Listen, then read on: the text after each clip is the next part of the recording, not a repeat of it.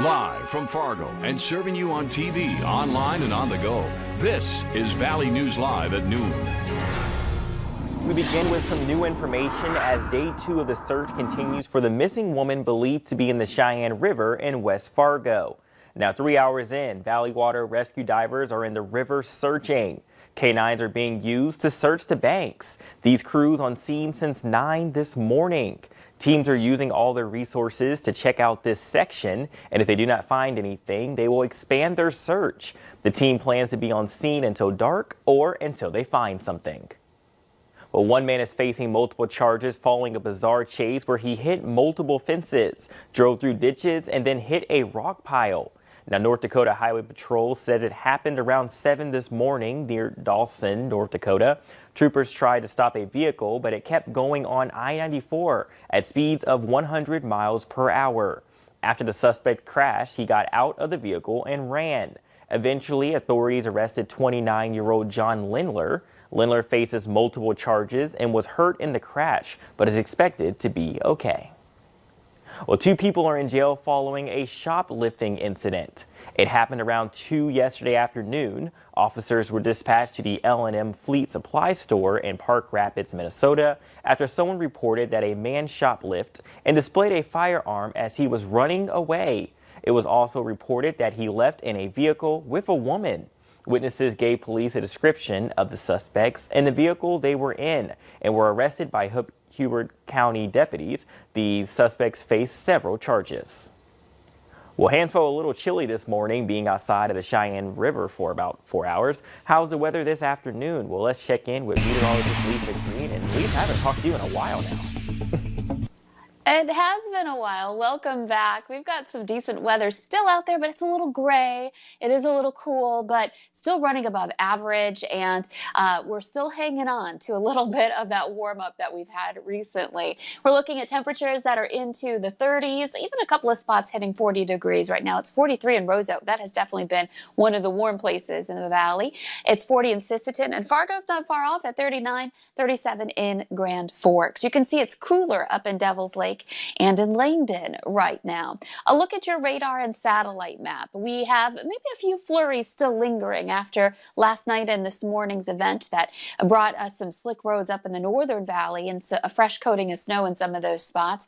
And we'll kind of just be stuck with those clouds along the Red River and east for much of the day. You can see we're enjoying a little more sunshine out to the west, and there are some breaks here and there, but overall mostly cloudy for most of us here today. And here's a look at your hour-by-hour planner. You can see those gray skies in the background in Fargo.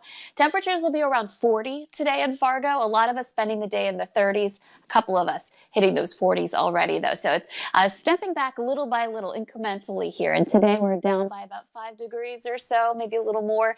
And that continues as we approach the weekend. So we'll take a closer look at our forecast highs ahead of us coming up in just a couple of minutes. Seems like today the weather is starting to decrease slowly but surely, but we'll keep updated with you to see how low it really goes. Thanks, Lisa. Well, a pilot error may have caused a North Dakota plane crash that killed 3 medical transport people near Mandan, North Dakota. Now, the National Transportation Safety Board's final report says the plane went down because of the pilot's failure to maintain control of the airplane in the dark night conditions. That resulted in an in-flight overload failure of the wings and breakup of the airplane. Bismarck Air medical pilot Todd Lasky, Metro Area Ambulance paramedic Chris Iverson, and CHI St. Alexius health nurse Bonnie Cook all died in that crash. They were on their way to Wilmston to pick up a patient. 2 West Fargo residents are recovering from injuries after a rollover in Clear County, Minnesota. State troopers say an SUV veered off of Highway 200 last night, went into a ditch and hit a culvert before flipping on its side. 19-year-old Britt Names was treated in Bagley, and his passenger, 16-year-old Suzanne Landriff, was taken to Fargo. The Minneapolis City Council unanimously approved a budget early this morning. Now that will shift about $8 million from the police department to violence prevention and other programs, but will keep the mayor's targeted staffing levels from sworn officers intact. Mayor Jacob Frey had threatened to veto the entire budget if the council went ahead with its plan to cap police staffing. He says the vote was a defining moment for the city, which has experienced soaring crime rates amid calls to defund the police since the May 25th death of George Floyd. Hunter Biden, the president-elect's son, says the U.S. attorney in Delaware is investigating his tax records. Sources tell CBS News the FBI has been looking into Hunter Biden's taxes since 2018. Under Justice Department policy, law enforcement didn't actively pursue the case during the weeks before the presidential election to avoid politicizing the investigation. Ed O'Keefe is covering the Biden transition in Wilmington, Delaware. Mr. Biden's youngest son has been the subject of congressional and media investigations for work he did in China and Ukraine while his father was vice president. But no probe has found evidence of wrongdoing. In his statement Tuesday, Mr. Biden said he is deeply proud of his son, who has fought through difficult challenges, including the vicious personal attacks of recent months, only to emerge stronger. The announcement of the investigation came on the day the president-elect announced his pick for defense secretary, retired Army General Lloyd Austin, who would be the first black man to lead the Pentagon. Austin says he understands concerns from lawmakers, including several Democrats, who say he hasn't been out of the Army long enough and have reservations about granting him a waiver to serve. I recognize that being a member of the president's cabinet requires a different perspective and unique responsibilities from a career in uniform. And I intend to keep this at the forefront of my mind. While Mr. Biden is preparing for his administration, President Trump is focusing on overturning the election. The president joined a lawsuit brought to the Supreme Court by the Attorney General of Texas that is seeking to invalidate ballots from 4 battleground states won by President-elect Biden. 17 Republican attorneys general joined the lawsuit.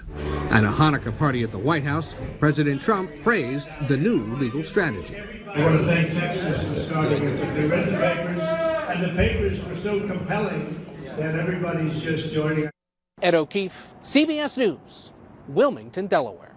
Legal experts and even some Republican lawmakers say the suit has no chance in succeeding, much like the dozens of other failed attempts to change state election results. First-time jobless claims jumped last week. According to the Labor Department, first-time claims totaled 853,000. That's more than 100,000 more than the previous week, and the highest number of claims since September 19th. It's much higher than analysts had been expecting, though they predicted an increase over last week's number. Continuing claims, or the number of people claiming benefits for 2 weeks in a row or more, also jumped by 230,000 to 5.76 million. That's the first increase in that metric since late August. Well, United Airlines announced its ambiguous plan to be 100% green in 30 years. Now, United says it will cut its greenhouse gas emissions 100% by 2050.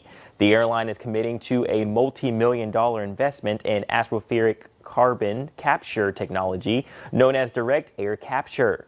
It removes carbon dioxide from the atmosphere. United will also continue to invest in the development and use of sustainable aviation fuel. Join Valley News Live as we team up with Great Plains Food Bank for a virtual food drive. Purchase and donate right from your phone. To find out more, download our free VNL News app, look for the virtual food drive, and click to donate. Well, coming up at noon, we take a look at what airports are doing to make sure travelers are safe. And it feels pretty chilly this morning, so what do we expect this week? Ladies, clouds. Weather up next with meteorologist Lisa Green.